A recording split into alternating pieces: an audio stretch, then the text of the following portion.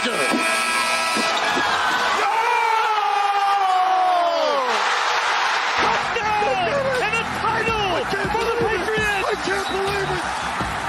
Many doubted we'd ever see it, but here it is. The return to glory. McDavid stops up. What a move. Shoots. Scores!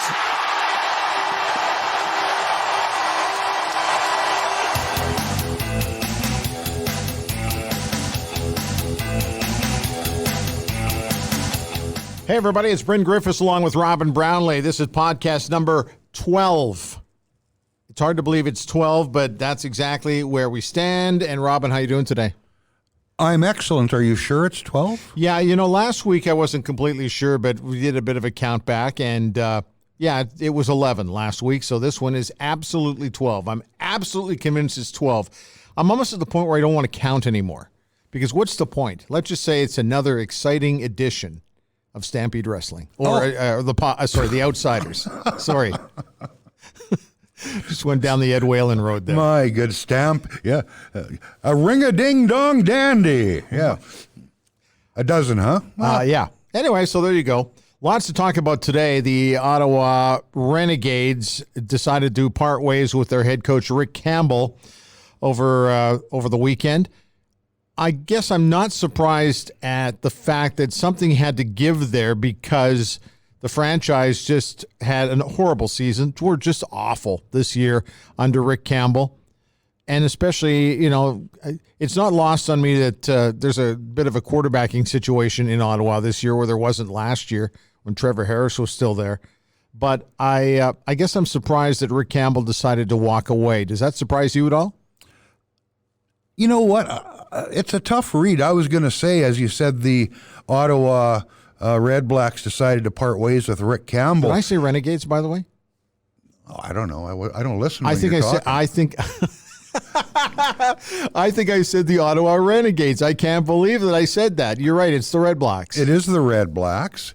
But I was thinking, I wonder if it's more a case of Rick Campbell deciding to part ways with the REDBLACKS. Yeah, so if that's going to happen, usually somebody doesn't just walk away unless they've got something else planned. Exactly. Correct? Yes, a place to land. Now, there's been a lot of talk about they're not happy in Vancouver. There's been a lot of talk they're not happy in Edmonton, although the Eskimos are in the playoffs, the first round anyway. And a lot of us have talked about what is it going to take for Jason Moss to retain his status as head coach of the Eskimos. There's a lot of potential landing spots for Rick Campbell, but it just, I don't know. What do you think? You know what? Clay Brooks isn't going anywhere in BC right now. I agree with you there. Is my sense of things. And, I was reading Ed Hervey was given a 2-year extension prior to this season. I don't recall that being out there as news. I haven't followed it up to see if that is indeed fact. But if Ed Hervey's in for 2 more years, he's not going to punt Devon Claybrooks after a difficult season. Sometimes it goes that way. I don't think Devon Claybrooks got stupid overnight, so no. I would expect he's back as well. As for other landing spots, everything's open. If you don't win, everything's open. Yeah. So, you see Edmonton thrown out there. I mean, the Eskimos are going to the East semi against Montreal. We've said, other people have said, what does Jason Moss need to do? What do the Eskimos need to do for Moss to keep his job? Can they go to that East semi, lose, and call it good?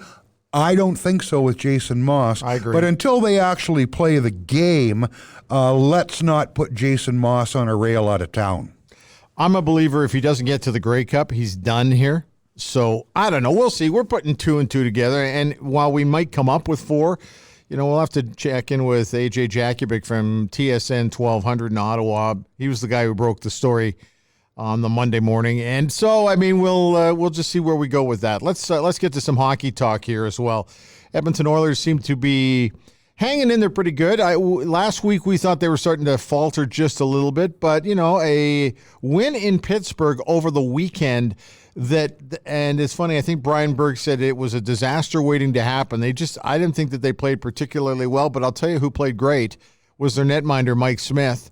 And the bottom 6 guys were more solid. Colby Cave, where did he find such speed? Busting down the right wing and cutting to the net. And hands. Good for him. And then it was the Leon Draisaitl show in overtime. He just amazing. He's having a great year. But they're still finding ways to win games. These are games they would have easily lost last season, Robin. They weren't very good on that road trip, to be honest, Bryn. When you need 51 saves to win a game, and yes, the goaltender is part of the team. I get that. But what impresses me most, Bryn, is the way Mike Smith is playing.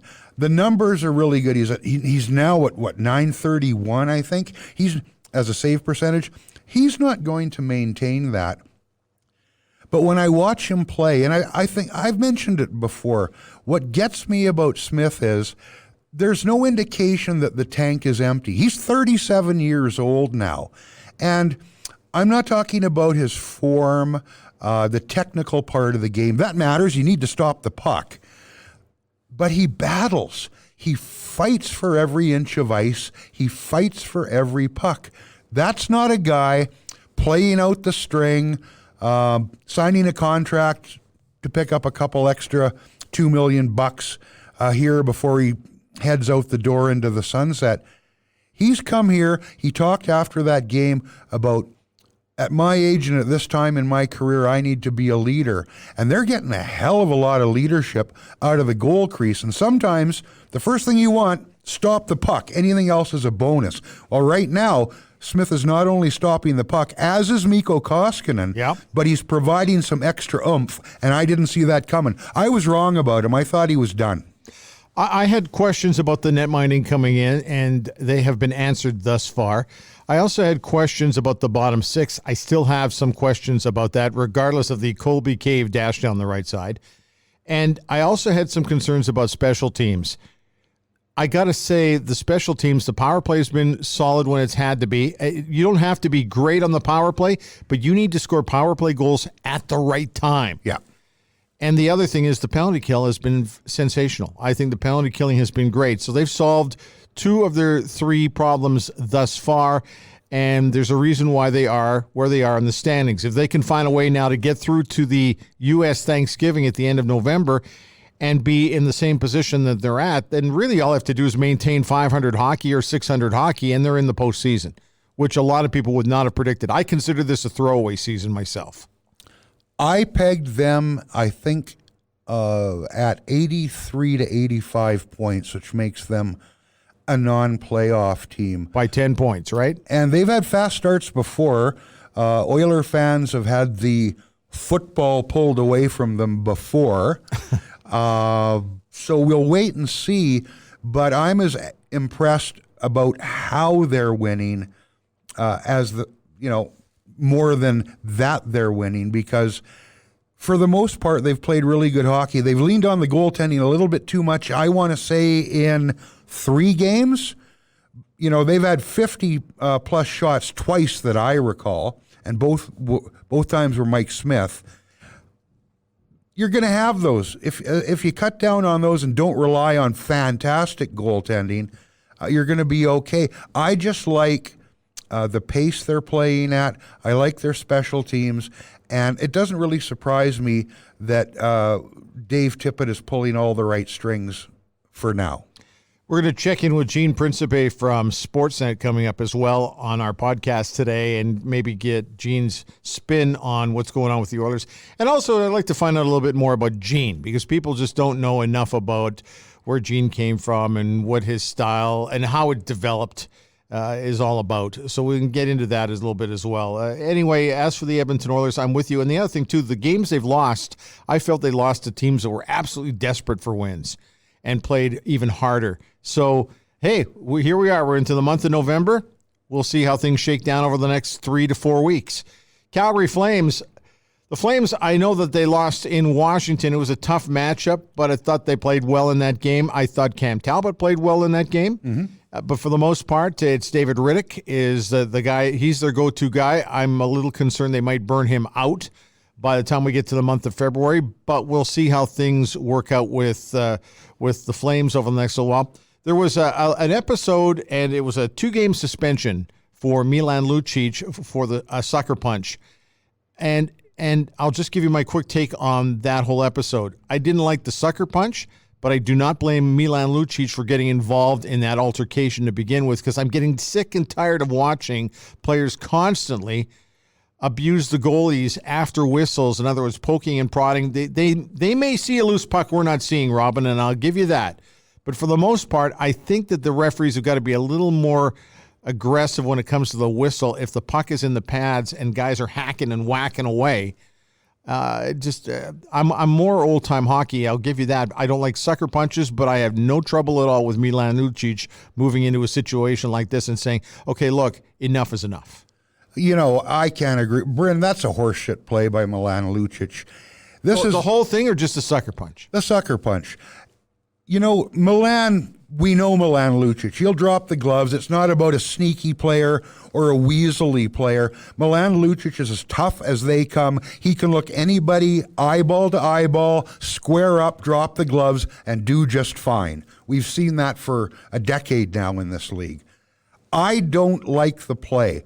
I don't know what the player saw, if he saw a bit of the puck, if he took a dig at it. I don't like swipes at the goaltender, but a poke at the pads. Hey, you want to go behind the net and loop around the net like Lucic did and shove the guy into the boards and give him an earful. That's one thing. When you've got your fist cocked inside your glove and you hit him on the button, that's a chicken shit play in my books. And it is out of character for Milan. But you know what? When you look back over the years, if you YouTube Milan, he's done this a time or two, and I don't like it. The goaltenders are not free game. I don't like that term because that's the other end of the spectrum. Right. And I don't want to see them get run. But a tap on the pads, like I say, we don't know if the player saw some rubber there. It wasn't a poke or one of these plays where you see a guy try and shove the whole goaltender into the net, or that's a Matthew Tkachuk play. Yeah, exactly. Or you follow through where you don't bother to try and stop and you knock the crap out of the goaltender, you knock him into the back of the net. This was a tap on the pads. You come in, you engage the player. Milan can handle this guy every day of the week. You don't come in and hit him on the button when he's not ready. Okay, a couple of highs and lows here. So obviously the Oilers are playing well. The Calgary Flames are playing well. The Vancouver Canucks, wow, are playing very well. Their goal differential is growing. It's been very impressive, not only the way they have played in their own zone, but the way they have played up front. They are having no trouble scoring goals at all, and they seem to be getting goal scoring for a lot of different people. So am I surprised that Calgary, Edmonton, and Vancouver are up where they are? Yes. Am I surprised by the Los Angeles Kings and the San Jose Sharks for where they are? No, I'm not surprised by the Kings, but I've been a little bit caught off guard by the Sharks. You know what? They were you get that. When you're a good team for as long as the San Jose Sharks have been, that happens if you don't take it to the house, so to speak. Yeah. They were a 100-point team. You just, Sharks are good, and then after the joke after a while became, except if you take them for the playoffs, you're going to lose your pool. They proved that to be true. Now they've gone through a lot. If you look at the roster from, pick a year, 6-7 years ago, not many of those names remain. The secondary guys came up, but now you've got guys who are older, the whole thing about, Patrick Marleau wanting to go back and that. You can't go back. I mean. Well, that's pretty obvious at this point. I don't know why. Unless he ran back purely for the cash. No, Patrick Marleau. But that's not his kind of guy. That's not how I see him. Familiarity, a place he played, it's got to be a terrific place to live. I used to love going to San Jose. I'm not surprised by them, really. I didn't think they would. I mean, right now, they're the dregs. But, I thought they were on the elevator going the wrong way. Los Angeles doesn't surprise me. I knew Todd McClellan was going to have his work cut out there. It just wasn't a very good team at all last year, and I didn't expect them to be any better this year. So those two don't really surprise me. If you want to talk about surprises, Bryn, you can give me your thoughts on it. And this may seem too easy for fans of the Edmonton Oilers because they absorb a lot of commentary from out past the Great Lakes. I look at the Toronto Maple Leafs, what they're spending on players, and yes, it's early, but 7-5-3 as of today for 17 points is distinctly underwhelming. I'm a little surprised, and I know that the pressure is starting to mount in the Big Smoke. I just haven't liked their work ethic. It just seems to me like they worked harder last year. I don't know. Everybody's got a different take on it, and that's fine. You're entitled to yours. You're entitled to yours. You're entitled to yours. But to me, every time I watch them, I think they could be a little harder on the puck. They seem to be wanting the puck to always come out front so they can capitalize. Well, somebody's got to get it out there. I've looked at the goaltending, and I'm thinking, okay, the goaltending last year was lights out great, but this year it's been okay. But I don't know. There's just something missing there. I'd have to watch a lot more of their games to be able to come up with any kind of assessment on my part. But every time I watch, I think, they could work a little harder. And I think the work ethic seems to be missing a little bit this year. I don't know. Leaf fans out there, you're more than welcome to drop us a note if you want. Maybe you've got a suggestion. I don't need you to drop me a note to tell me that I'm out to lunch or that I'm an idiot. I need you to drop me a note and tell me exactly why you think they are struggling a little bit, or are they struggling? Were expectations too high? Is it only October and into early November? I don't know, Robin, but something just doesn't seem right there. Well, they've got all the talent in the world. I'll give the Maple Leafs that. And I know today's game is about talent and about speed, and that's the way teams have tried to go.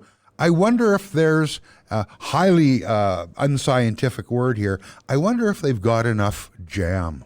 That's my doubt about them. Jam. We pulled the jam line out. You're right. They are a very talented, very skilled hockey club, but you've got to have a few mixed guys who want to get in there and mix it up a little bit. I look back at I can't believe I'm doing this. Okay, I'm going back to the Oilers of the 80s. Come on. And, they had all the skilled guys, right? But it was not until they started to find some jam guys or some guys who could play other roles that the team truly did come together. They made a trade back with Winnipeg for a guy named Willie Lindstrom. Willie was a talented player, but he could check with the best of them, but he could also contribute a little bit offensively. Great role player for that team. Ken Linsman was another guy they brought in, another guy who was just a pain in the ass to play against. Could win a face-off draw if you had to, but he wasn't going to be Mark Messier or a Wayne Gretzky or Yari Curry, any of those guys. He was another big role player. You need role players to go with these skilled guys, and maybe that's a problem with the Leafs right now. I guess we'll find out. It's, like I said, early November, and there's a long way to go. But you don't want to – we've often talked about the fact you don't make the postseason by what you do in October and November, but you can lose a playoff spot if you play crummy or shitty in the months of October and November. So we'll watch carefully over that. Okay, we're running tight on time here. AJ Jakubec from TSN 1200 coming up. Going to find out what's happening in Ottawa. Gene Principe from Sportsnet coming up. He's a hot dog. Yes, and we'll explain exactly why we say that. That'll be coming up, and we'll kind of wrap up the show. But lots going on, so keep it right here. You're listening to The Outsiders. It's Bryn Griffiths and Robin Brownlee.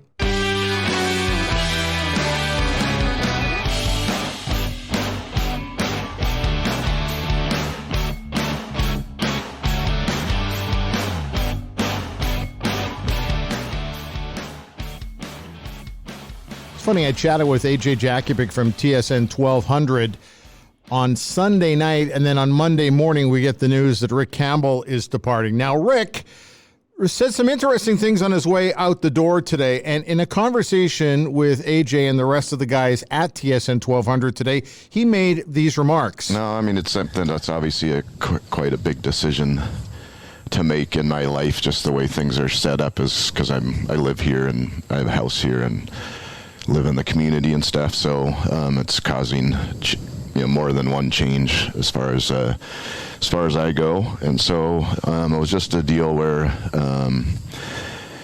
It was just, I just think it's the right thing to do, and I really hope going forward that the Red Blacks keep going, and I don't have ill will. I just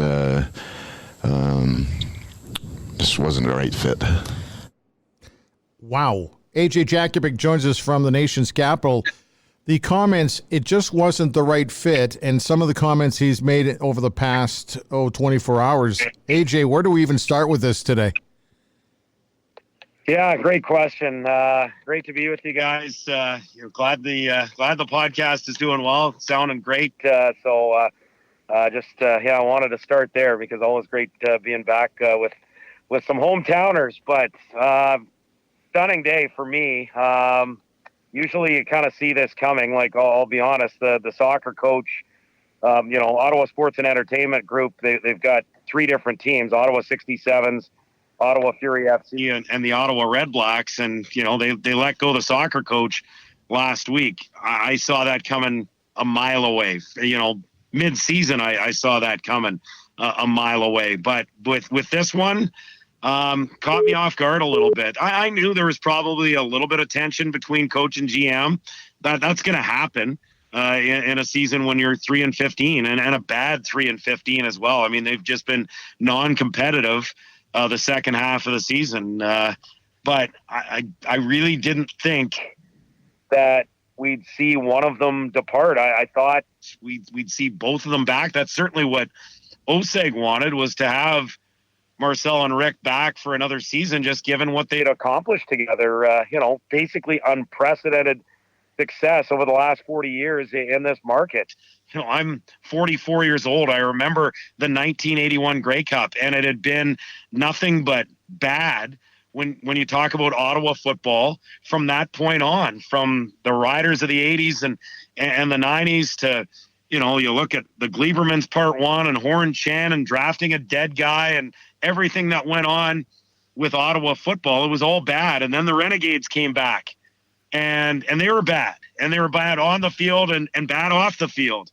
And the Gleibermans Part 2 and the Waters Group and Mardi Gras and people flashing, for tickets and that sort of thing. So it was utter craziness. And to see the type of stability that this group led by, Marcel Desjardins and Rick Campbell brought to Ottawa, and then of course the success that they had on the field in a 4-year span. Only Calgary and Edmonton won more games from 2015 to 2018.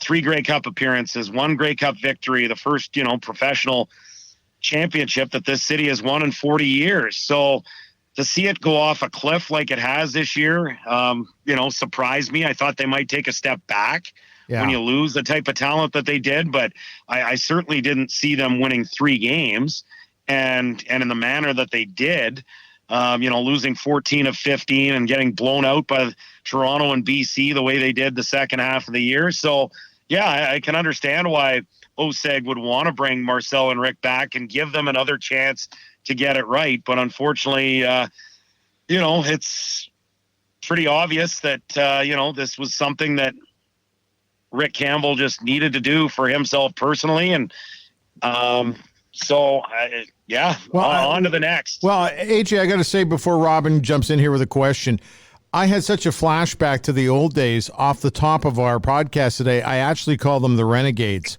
before I corrected myself. So I'm hoping we're not going to go back down that road. But Robin and I have been following very closely what's been happening here, Robin. It's been it's a bit of a shocker, I'd have to say.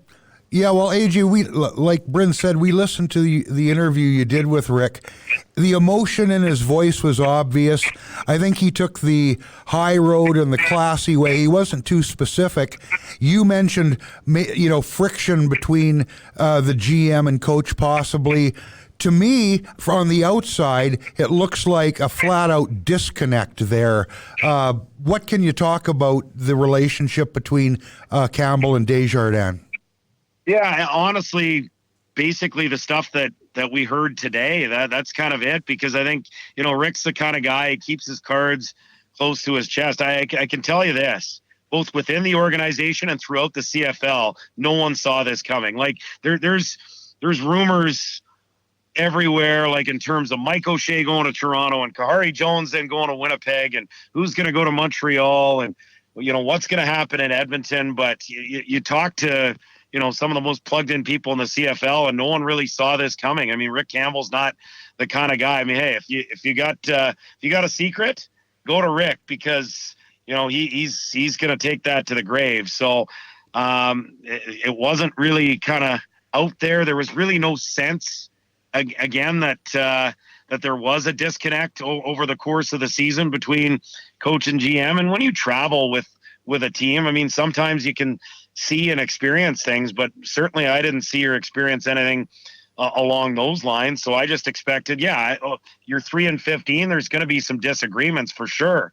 But beyond that, nothing that I would have seen or experienced. So I think the one troubling thing that you heard is just the fact that, Rick mentioned both in his press conference and in his interview with us on TSN 1200, just that, he was concerned that too many people had left the organization with a bad taste in their mouth. Mm-hmm. So, that's something that has to be straightened out going forward. And look, Marcel came on with us as well. He did his press conference, and then he came on after Rick. And he basically said, look, I'm not Mr. Personality.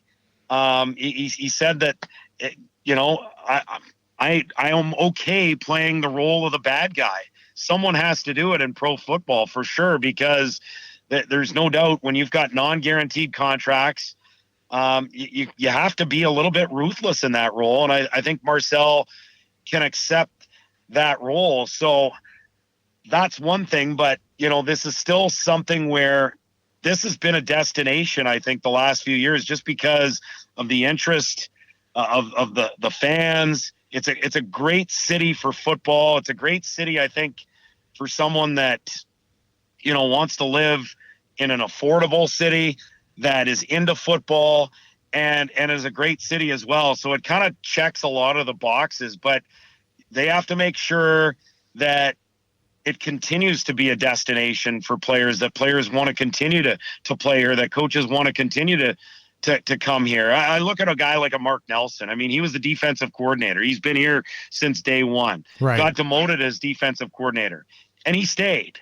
He stayed on. He signed an extension to be the linebackers coach. Now, a lot of that, I think, is probably, loyalty to Rick and working with Rick in the past. But obviously, there are a lot of people that even through tough circumstances ended up, wanting to be here. Sherrod Baltimore is another guy that he was the team's rookie of the year in 2017, started on the practice roster in 2018, and then had 5 interceptions in his last 5 games and helped this team get to a Grey Cup. And he wanted to sign here and did sign here. So there's a lot of different instances of people that absolutely love it here. Brad Sinopoli and the 4 other Canadians that they announced on Friday that have re-signed here. Sinopoli for 2 years. So those are some good signs. But this team was, for me, in the last 6 years of the CFL, it's this team and the Montreal Alouettes of 2017 that have been the worst just in terms of non-competitive. So they've got a lot of work to do. They have to bring in an offensive coordinator. Obviously, now you need a head coach. You need a number 1 quarterback. You need some better receivers, whether it's 1 or 2, and you can slot your Sinopolis and some of those players further down. But you need at least 1, if not 2, premium receivers. You need, probably some playmakers on the defensive side of the ball. So there is a lot of work to be done here, and they have to be sure that they put their best foot forward and that, candidates want to come here. I think that's always been one of the strengths of Ottawa. Right. But they have to ensure that doesn't slide. And for Marcel Desjardins, I think he knows that. He's got 1 year left on his contract.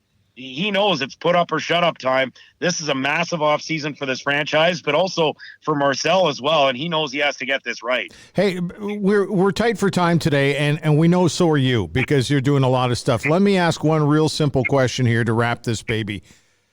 How much is this going to hurt fan perception? Because it's taken a long time for the fans to fall in love with the Canadian Football League again, and they've done that in Ottawa. So how much of a mark is this shit show going to leave on the fans and on the franchise? It's a great question, and I think in the end, it's all about who's going to be signed, who's the head coach, right? I mean, I'm as disappointed as anybody. I wanted to see both Marcel and Rick back, just from a personal standpoint. But, Rick's, he's going to be a hot commodity. He's going to end up, I'm sure he'll probably have multiple opportunities this offseason elsewhere in the CFL. He'll get another job, no problem. So I think it depends on just what they're able to do. If they bring in, a really good quarterback and someone that sounds like he's a promising head coach, whether he's been in the league before as a head coach, I mean, it's going to be someone with CFL experience. That's for sure. Right. The question is it going to be, a Paul LaPolice, a Tommy Condell, a Ryan Dinwiddie coordinator type that moves up to head coach? And of course, LaPolice has been a head coach before, or is it going to be someone that, maybe is already in a head coaching chair that ends up on the market? So coach hire is huge. Quarterback is huge. They need some star power. They need to go out and get, I don't know if it's a Darrell Walker or, certainly a Nick Arbuckle at quarterback. You need some star power, because what happened here last offseason was a bit of a double whammy. They lost not only key players, but people that were fan favorites in the community with Sir Vincent Rogers, William Powell, Trevor Harris, and Greg Ellingson. So, all four won Grey Cups, and three of those guys, had been to 3 Grey Cups in 4 years. So it was a double whammy, because not only did you lose a bunch of games, but you lost a lot of your fan favorites.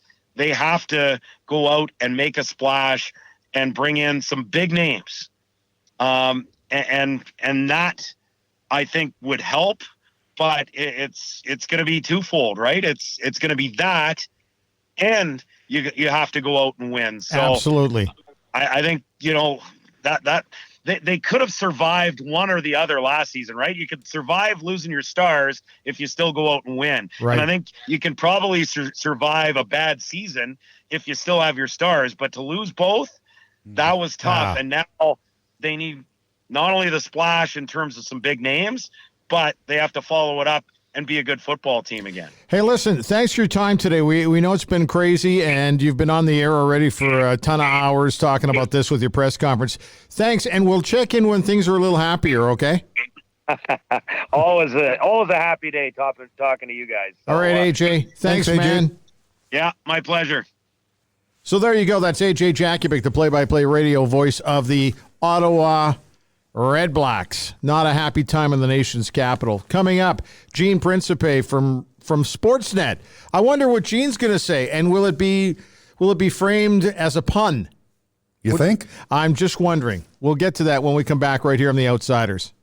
Pro-Am Sports is Edmonton's home for sports and entertainment memorabilia, featuring unique collectibles and apparel. We've got you and your fan cave covered. Pro-Am Sports, located in Edmonton at 12728 St. Albert Trail and proamsports.ca.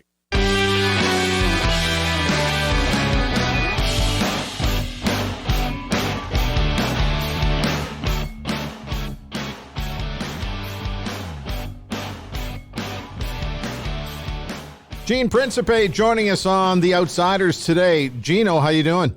Hey, good, guys. Bryn, Robin, Outsiders. I like it. I like that combination, that title. You were an insider on with The Outsiders. Well, I'm not as inside. Sometimes I got uncles who, not so much now, but when Kevin Lowe was the GM, I've got uncles, telling me, you should tell him to do this. You should tell him to do that. And I'm like, I don't sit beside him and have an office beside him. And even when, of course, being Italian, when Peter Chiarelli was the GM, they figured I could just, kind of over some, prosciutto and a cappuccino, we could talk over trade ideas, but it didn't quite work like that. Peter, have a sandwich. We need to have a conversation. Yeah, exactly. It's funny though, like, honestly, when he got hired, right away, first of all, my parents were like, it's not, un si chiama Chiarelli, it's Chiarelli. Chiarelli is the way they would say it back in the old country. But as you guys know, people come over, and whether you're Finnish or Swedish, the names get kind of, changed Yes. or North Americanized.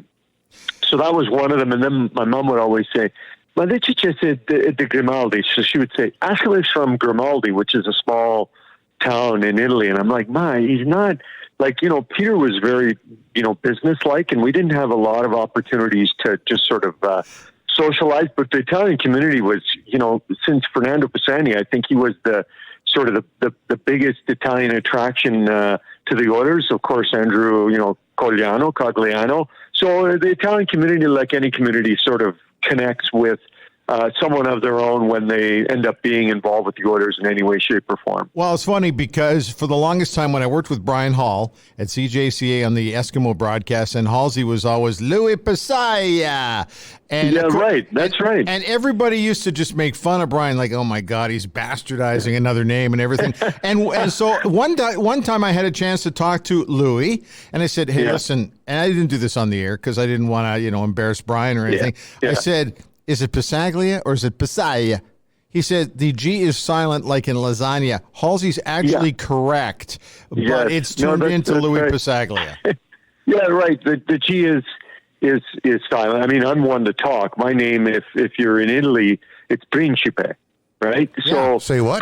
Principe is yeah, exactly. What? It's Principe. I mean, so, but you come over here and it just sort of gets changed a little bit. But anyways, it's interesting whether it doesn't matter whether you're, like the German people of Edmonton now have, connected with Leon. It's a natural, right? When you get situations like that, I mean, it's just kind of the way it works. So you're proud of the Oilers, and you're proud of certain people who have, a common background or a culture that you have. Gino, before we get talking about the Oilers, and it's weird because before we taped earlier this morning, Robin and I were outside just grabbing some fresh air, and somehow we got talking about my start at CJSR on the campus at the University of Alberta. Mark Spector was there. Morley Scott was there. Oh, my God, it's a list of characters.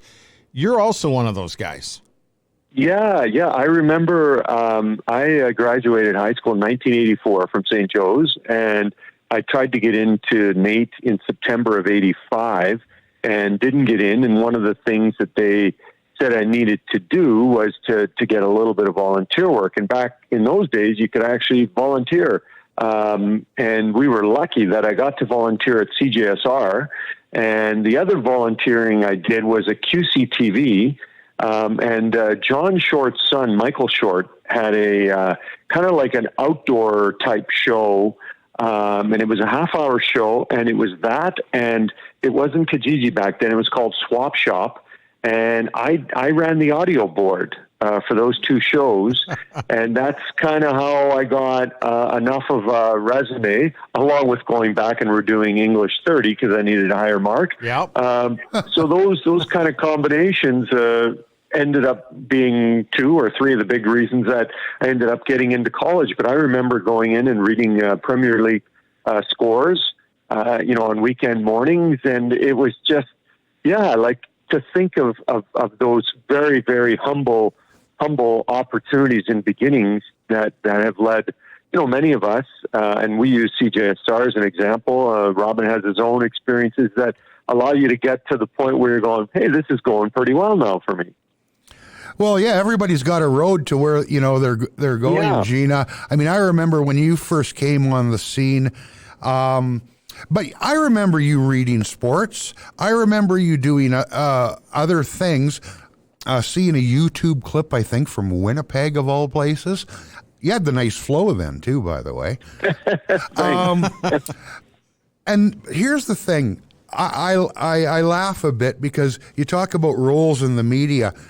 Bryn and I are sitting here. We call ourselves the outsiders. Well, I spent decades trying to be the insider, writing the beat where you're always looking for a story and you're looking to break news. And when you do, it's a lot of fun.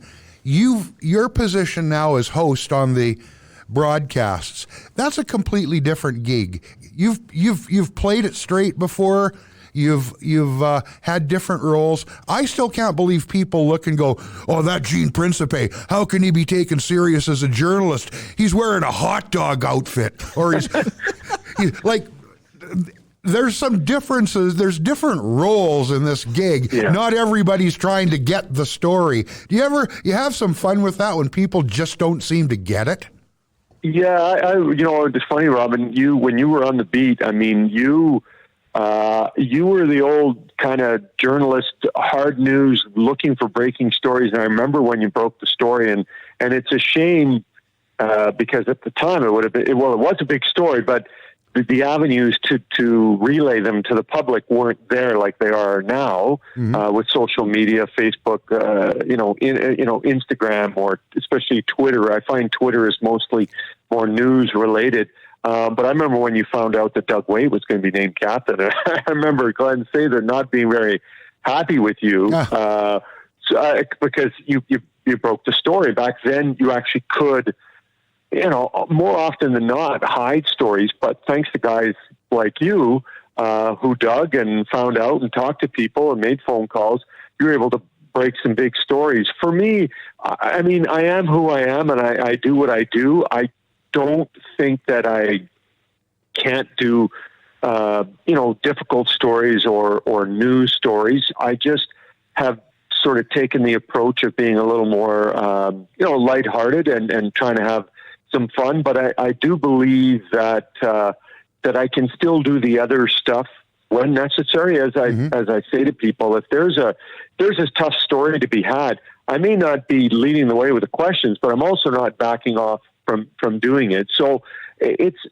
think you hit the nail on the head, Robin. Roles. Everyone. I don't think we'd want everyone to have the same role in media in cities covering, in this case, the Oilers and the Eskimos. You want a variety of roles. Otherwise, you end up with the same thing from the same guys every day. But Gino, part of being a broadcaster or a writer with longevity is I equate it to driving a truck, and you've got to shift gears constantly. To be able to broadcast the intro of an Oilers game in, as Robin mentioned, in a hot dog outfit is great and fun, or dressed up as St. Patrick, one of the leprechauns or whatever. But there's also a different gear that you have the ability to change to, because that's why you've been around so long. For example, let's use the Humboldt Bronco bus crash.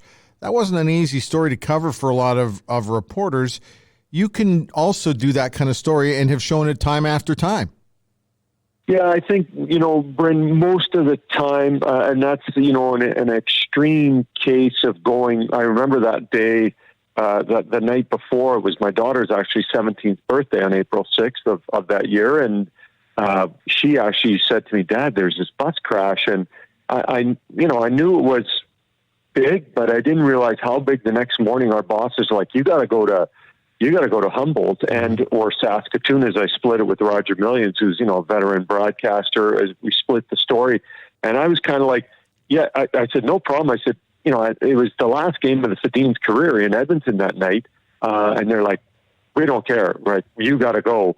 We'll cover that off somehow. And that was very difficult, and then the follow-ups to the trial and, the follow-up to the, being in the gymnasium where they had the trial, and the victim impact statements, listening to, among others, Chris and Andrea Joseph talk about Jackson. I mean, there's no hot dog suits, there's no St. Paddy's Day, there's no puns, there's no fooling around. It's the hardest of news that we would prefer never to have to cover. And I think in our careers, guys, as you guys have, you shift gears and you deal with, sometimes you're neutral, and sometimes you're in first and trying to get into second and third. Hey, and I have gone in reverse too, where things have gone a bit backwards, but you just kind of find a way to find your way. And luckily 32 and a half years later, after getting into and getting out of Nate, I'm still doing it and loving it. And hopefully I can do it for a few years more, but it's been great to adapt to the styles, to the technology, to how, everything has changed, in the decades that we got going to where we are now. Well, Gene, I got to say, since we've got you on, there was a lot of awful good work done out of Humboldt under the most horrible circumstances. I watched every minute and listened to everything I could. Ryan Rashog from TSN, a whole bunch of people that we know. That's a tough story, and that's on the extreme end of the spectrum because let's face it, you get into sports to cover games, to cover the personalities, who wins, who loses, something like this. The cliche is, it lends perspective. For me, it's the perspective is already there. There's life and there's sports, but it's a tough thing to cover. To shift gears, as we've been saying, it can be a tough thing for you to do what you do, keeping it lighthearted as a host, when a team like the Oilers has struggled as mightily as they have for a long time, save 3 years ago when they made the playoffs. Talk about being around the team this year and what you see, because, look, you're going to deliver what you deliver anyway. It's got to make everybody's job easier to have guys enjoying some success and starting to feel confident and get results. Yeah, no, great way to put it, Robin. Any of us who've covered the team or Bryn once worked for the team, it's difficult when things aren't going well. You go to the office every day, and every day seems, no matter how hard you work, at the end of the day, you haven't, hit your sales target, or, haven't talked to enough people. You haven't accomplished what you set out to do. And so this season, it's been great. And I think I see it, on the ice. I see it in interviews during intermissions and post game. And I see it where you guys have seen it, on the bus, on the plane, at the hotel. Guys are happy because the team is succeeding, and it makes what we do, a lot. It's easier, but it's just more enjoyable because, I think when you go through the difficulties that some of these players have gone through and the organization's gone through, sometimes you're not sure what angle you're after or what you're trying to do. Until you explain yourself, and they're like, oh, okay, no problem.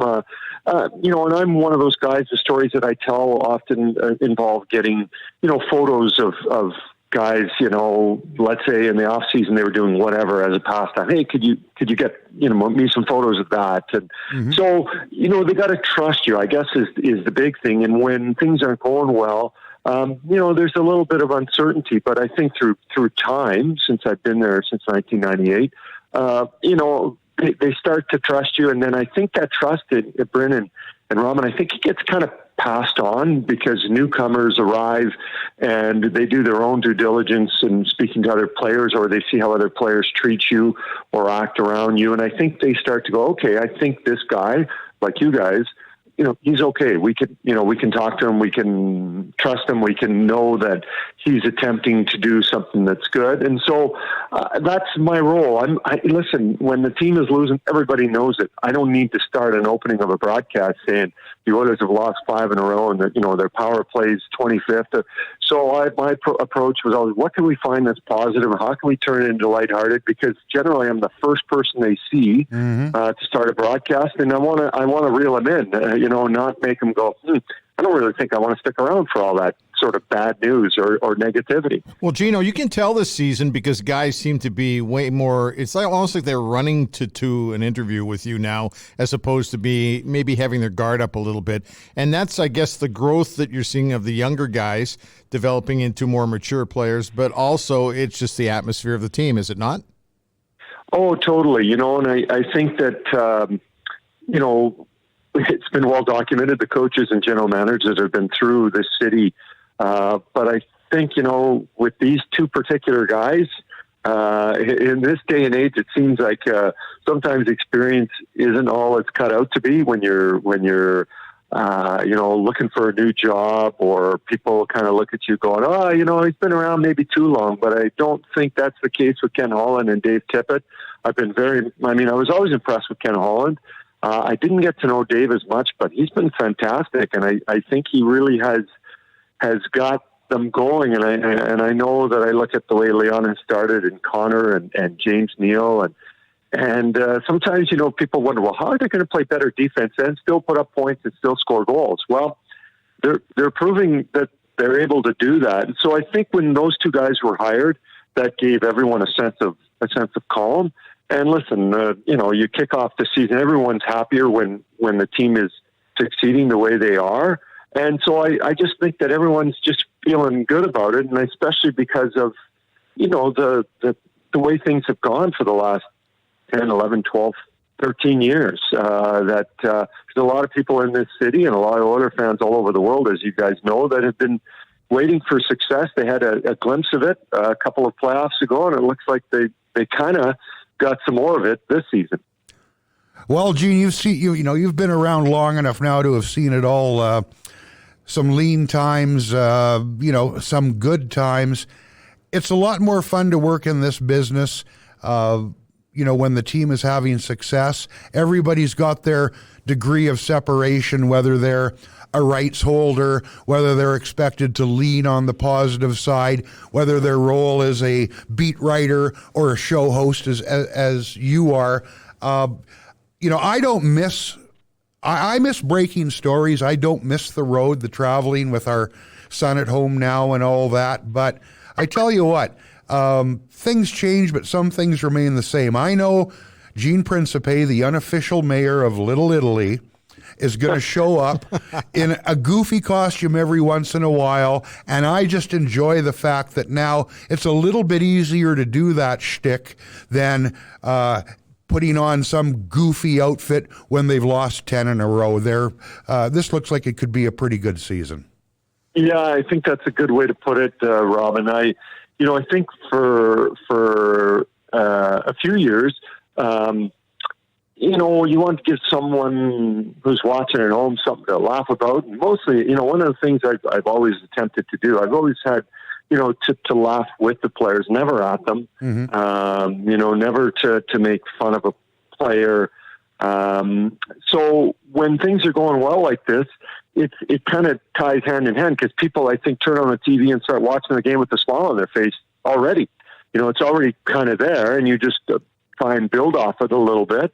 Where before, I think people were turning on, and, I'm not saying they were frowning, but they just were kind of going, what's going to happen tonight? How are we going to see how the Oilers do in a difficult situation after they've lost another game or another few games? So for sure, everything is easier and lighter. And, now what I do is what I do, and it's kind of what people expect, whether good, bad, or indifferent. That's sort of what they're, I don't know if they want it, but it's what they sort of are kind of thinking, okay, this is what he's going to do. Let's see what tonight brings, right? Yeah. So we just kind of keep doing it till someone says, and sometimes the bosses go, hey, take it back a notch. And certainly for Hockey Night in Canada and hometown hockey and our national games, I don't do that kind of stuff. But when it's a little more regional and stuff, it gives me, a little opportunity to do some things that I find very creative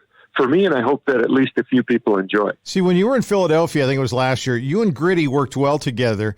But yes. Kyle Bukauskas this weekend, did you see what happened to him? Wasn't that great? I thought it was fantastic. But you know what it did to me is it showed me that he's got a little different side to him than just giving it out to me straight. I thought he handled it spectacular. Yeah, no, I agree. And Kyle, I was at his age, I was happy enough to tie my shoes the right way. And here he is, this kid's already, working Hockey Night in Canada. And the sky is truly the limit for a kid who's, still only in his, early to mid-20s. And I thought it was great. And I think that, that's where sometimes people say to me about puns. I said, lots of people can do puns. I just choose to do them a lot, and sometimes too much. It's we have it in us, and it was nice to see Kyle, who is very not an old soul, but he delivers kind of in the old style, right? Yes. He gives you the facts, and he's very good at it, and a good storyteller. But it was a chance to see another side of him, a side that I think we all have to some extent. It's sometimes difficult for people to show that on a regional or national stage or whatever, but I thought he was great with Gritty, on the weekend. Gene, I've got to ask one thing for me before we let you go. Do you miss those between periods television interviews we used to do? You know what, Robin? I was thinking of those. You know what? I remember we used to do those with the Edmonton Sun. We used to do kind of a little, I don't know, maybe not coach's corner, but columnist's corner. And we used to do those. And those were great because, again, listen, I do what I do, but it doesn't mean that I don't have my own opinions and I don't think this about the power play or think that about the penalty killer. But people aren't watching me to find that out. But people were watching you and reading you, Robin, to hear about the things that you did best, which was to tell stories and to break news. And so I did enjoy doing those. Those are actually quite a lot of fun. And I think one of the evolutions in hockey, especially, I think in all sports, I don't remember panels being so popular and so in the forefront, having your studio host with 2 or 3 guys. Nowadays, football, baseball, basketball, hockey, it's just such a big part of the programming to go along with the live event. But yeah, those are some good times back then with you. And I think Rob Tchaikovsky used to do a few. That's about maybe 15 years ago, I would say, or approximately that amount of years ago. Survive that. Now, Gene, did you notice how my television career took off after that? Yes. I see that as you're doing a podcast. Yeah, I see how well it went. There's only so much you can do. Hey, before we let you go, and we know you got to get into a production meeting here, what are the 2 things that have made the Oilers more successful this year, in your opinion? Are there 2 things you can list off quickly? Well, I think for sure goaltending. Yeah. Okay. Yep. I think that would be number 1. And I think team play or team focus. I don't want to say it's just defense, but it's just playing as a team. I mean, it's something that Dave Tippett said he was going to make this team do, and they're doing it. So those would be the 2 things. I mean, I could point to Draisaitl and McDavid, but they were really good last year, and we know how the team did. So I'm going to say those 2 things, and then 2 B and C would be Leon and Connor as well. I can't disagree. And special teams for me too. They had ample opportunity in Pittsburgh on Saturday to blow that game just by their penalty kill, but the penalty kill was very, very solid. So, hey, Gino, thanks for your time. We appreciate it. We're sorry we haven't talked to you sooner, and we'll talk to you again soon. Sounds great, Outsiders. Yeah, Gene, keep asking the tough questions and have fun, eh? Your Honor, I will, Robert. And we'd relish more of your hot dog costumes too, okay? Hey. Yeah, great to catch up. Yeah, and you can cut the mustard. Okay, no, that's enough. See you, boys. Okay, Gene. Thanks, you, man.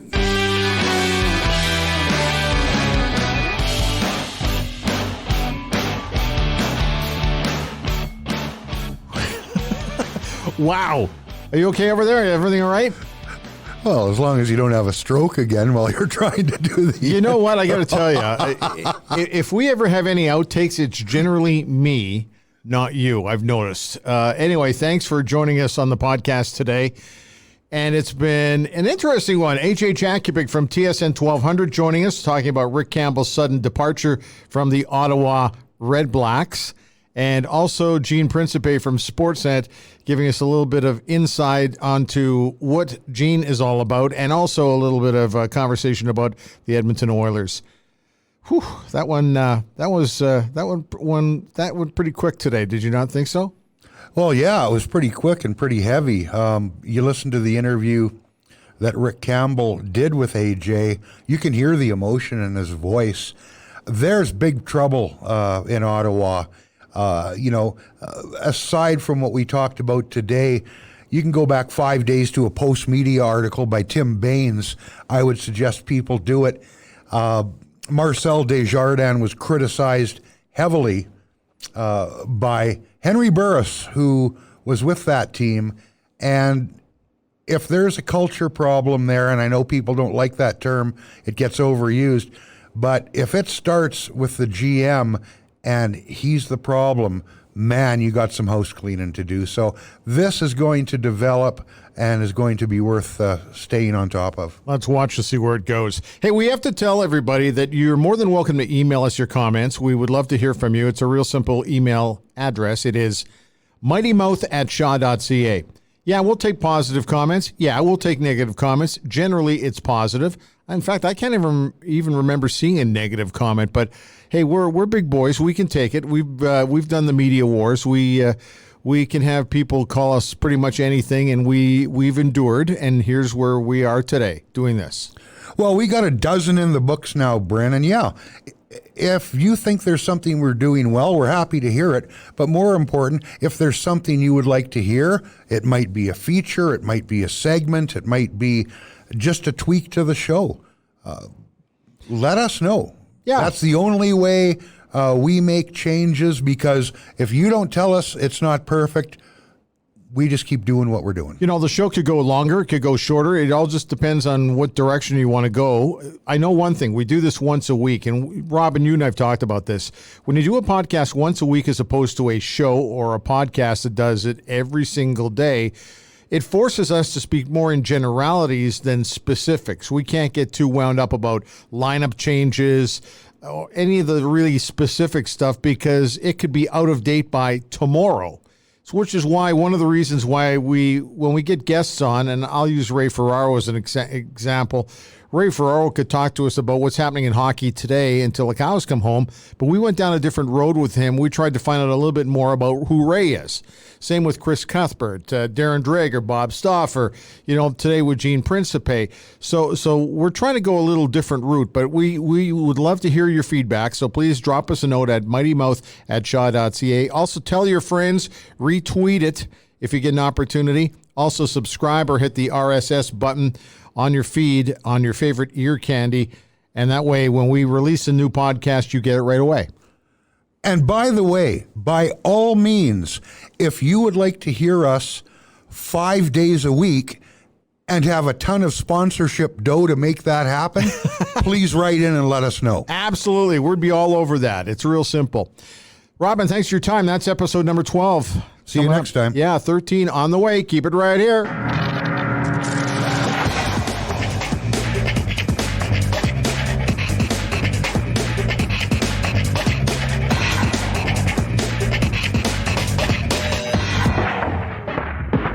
Was recorded earlier because we were ashamed to do it now.